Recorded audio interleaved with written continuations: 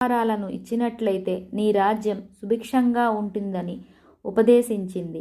రాజుగారు ఉదయాన్నే మేల్కొని భటులను పంపించి నిగమశర్మను రప్పించి 2 అగ్రహారాలను గౌరీదేవి చెప్పిన విధంగా అప్పగించారు.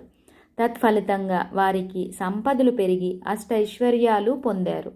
ఈ విధంగా ఆశ్వయుజ పౌర్ణమి రోజు వ్రతం ఆచరించిన ప్రతి ఒక్కరికి అష్టైశ్వర్యాలు చేకూరుతాయని స్కాంద పురాణంలో చెప్పబడింది.